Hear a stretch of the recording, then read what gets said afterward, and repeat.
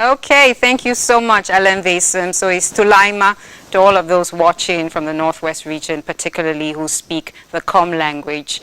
And it's time for us to receive our next guest. I'm just going to say a big Tulaima to him, and you respond in his local language. Richardson Ayong, Tulaima. Nee. Aha. This is how we should speak in Cameroon. You know, I speak Com and he speaks Bayangi, right? Kenyang. Kenyang. Yeah, the Bayangi is the tribe. It's a tribe. Thank you very much. So Kenyang, and then I speak Com. Lovely. That's speaking Cameroonian. You're welcome to Cameroon. Thank you so much. My pleasure being here. You're an author of the book, Fat Lies Society Makes Us Believe. I love the title. Thank you. Okay, so is that the book over there? Let me have it. Yes. Fat Lies Society Makes Us Believe. The keys to unlocking your identity, worth, and happiness. So we'll be discussing what you have in this book. But first off, you tell us what inspired you to write this book. Well, I was inspired to write this book because I realized that right from childhood, I had been programmed to fail. I'd been programmed to live a lifestyle that was not mine.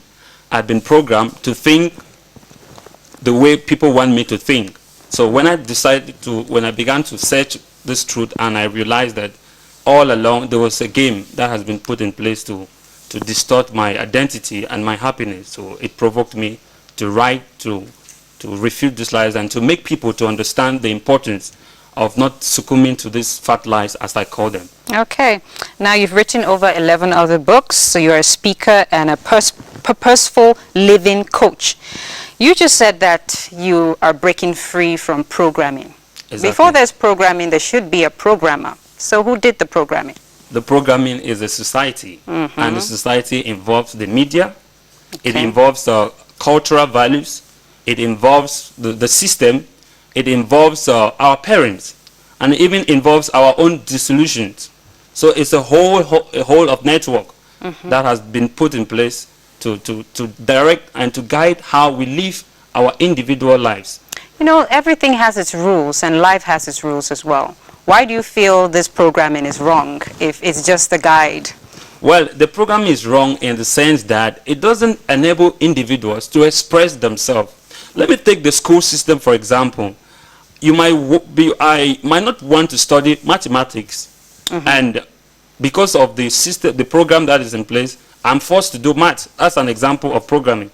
I might not want to study British literature, for example, but because I'm in a program where I am obliged to study British literature, I forgo my interest, and in that process, I am losing my identity, and it enables me not to exploit my passion. So these are some of the things that I have been talking about, and I think that those things are wrong, and I'm encouraging individuals to come out and start talking about them. You know, we're going to be really simple right now, and we're going to go down to earth. You just talked about the fact that, okay, maybe you don't want to study maths, but the system imposes that. Exactly. There are some men watching right now, and they're like, listen, patience, I don't want to bathe this morning. I don't want to bathe ever. I don't like water. But they have to, because it's important. Yes. Would you say they have to break free from the rules of society just because they don't feel like they want to? Well, there are some basic things like that, like bathing. You know that it has a lot of health benefits. So does maths, by the way. No, well, maths, but not every. I believe that I'm not against studying maths. I'm against the fact that maths should remain at the level of board maths, where if you can learn how to add, subtract, and divide, I think it's sufficient. Instead of forcing somebody to do calculus or somebody to do trigonometry when the person has virtually no interest in such. So what I'm saying is, at the level of board maths should be limited. So people should not be compared to study what they don't want to study. Just because they're following a system. Because they're following a system, or there's a program in place that they have to do. They have to adapt according to their abilities, their interests. Exactly. That is what I am talking about. Okay, so we are going to take a look at the book itself. It has 3 chapters. Yes. So we're just going to check out a few chapters. The rest, you're going to get this book and read it. Chapter 1, Lies on Love and Relationships. I know Susie and Aria and Cecile Buck will love what you have to say about this. You say one of the lies is marrying for love. That marrying for love is a lie? Yeah, it's a big lie. No, you say it's a fat lie. It's actually. a fat lie. Why is it a fat lie? Yeah, because marrying for love is not sufficient. Love is not sufficient. We have been programmed to think that if you love somebody, it is enough for you to just get married to the person. But we have, from my experience in dating and what I've observed around me, I've been able to understand that love is not sufficient. There are other qualities that are important. Qualities like humility, qualities like compatibility. You can love somebody and the person is not compatible. That's true. It will not guarantee a happy marriage. So telling people that if you love somebody, it's enough to get married is very wrong. And that is what our parents do. The first thing when you come to tell your father or your mother, do you love him? That's the first thing. Do you love him? It ends at that level. Yeah. You don't even go further to dig to find out, does this person have the same values like you? And many other things. So we end at that level of just telling people, do you love this person? Which eventually ruins their happiness and marriages. It's not what sustains in the Exactly. long run. That's why I believe some people, the society establishes rules like dating. If it's properly done, that's when you get to discover if you're really compatible with that person. Okay, still chapter 1, lies on love and relationships. Your soulmate is somewhere out there. You know, actually, fairy tales teach us that a whole lot. Tell us about it. Yes, the movies, we've watched movies where they tell us, oh, there's this one person that you have been destined to get married, and if you don't find this person, you might never be happy. That is a very big lie.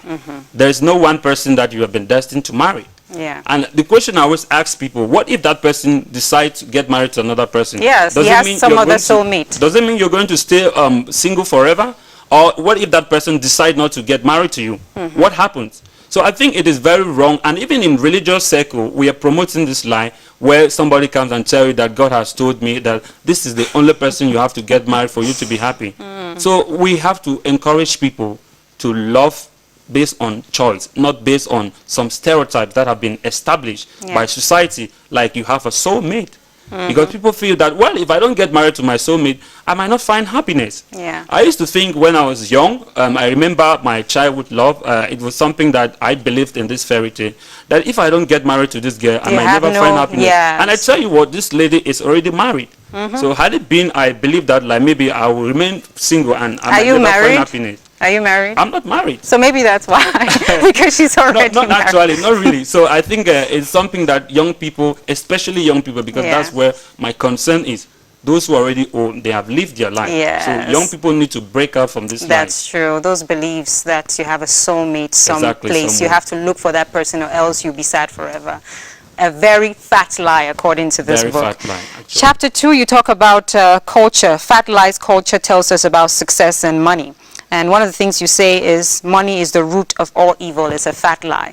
You know, people who don't read the Bible well, they will say, you're saying the Bible is lying, but the Bible never said money was the root of all evil. Exactly. The Bible never said that. I am a Christian. I believe in what the Bible teaches. And I think that money is important. But we need to stop twisting things. We need to tell people things the way they are.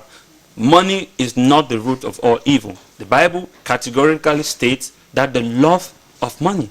So when we teach young people that money is not good, and the funny thing is these people who are teaching these young people that money is not good, they are people who have amassed billions of CFA. Or there are people who have not been able and they're bitter. Exactly. So they tell people money is not important, money is the root of evil. But we need to understand, if you have been poor before, you will understand what it means not to have money. Because we need money to do our daily activities, to buy food, pay your bills and every other thing. So we should tell people to work for legitimate money, because that's what I am advocating. But we should not tell young people that to be rich is wrong. Or neither should we even tell Christians that if you have money, you cannot make heaven. Because some Christians have decided to be poor today because they believe that if you start looking for money, you might not make heaven. Yes. Whereas you need money to tithe, you need money to support church projects and many other things. And to help others. To help others. Basically stay alive. It's important to know the necessity and the importance of money there. So that's another fat lie culture tells us about success and money. He says that money is the root of all evil. That's a fat lie. Now we get over to chapter 3, where you say one of the fat lies that need to be crushed is that men need to be strong. Yes. In fact, I have grown up as a young man. I discovered that was one of the most terrible thing that my society ever did to me. Because at one point, I've suffered a lot from depression. That's why in one of my books, I never thought I would see my 27th birthday. I've been able to express what I went through. Young people, especially men, have been told not to express themselves, not to cry, because it is seen as a sign of weakness. But it's not true. Today, we're talking about toxic masculinity. Yes. Because people have learned to bottle up. They have learned to store up emotions. And when this emotion finally comes out, it becomes very toxic. We've seen men that are abusive today. It's not because they want to. Because all through childhood, your traumas, their pains, their sorrow, they've not learned how to express them. Yes. So I'm telling men today, if you have pains, you're feeling as to cry, go ahead and cry. If you're feeling as to cry, even in public, I tell myself every day, if I'm feeling pains, the best way that I can be relieved is to cry out. And when I cry out, guess what? I feel so relieved. That's human nature for you. You can't exclude yourself because of your gender. Exactly. Human nature gives us tears to shed when we feel pain. Now, where can we get this book? Well, the book, it has been self-published. You can get it, contact me on my Facebook page, W.E. Richardson. You can always get it wherever you find yourself. Then on Amazon, you can search the book. It's available on Amazon. Okay, so the book is Fat Lies Society Makes Us Believe. Now, if you were to propose one other book that you've written that we need to check out, which one will it be? I proposed my recent book, The Devil I Fell in Love With. Is that a novel or a... It is a short story. It's a short story. Based on my own experience. Were you the devil or... Well, if you get to read, you know who's the devil. I tried to get it out, but hey, the next time you come, you definitely tell us about it.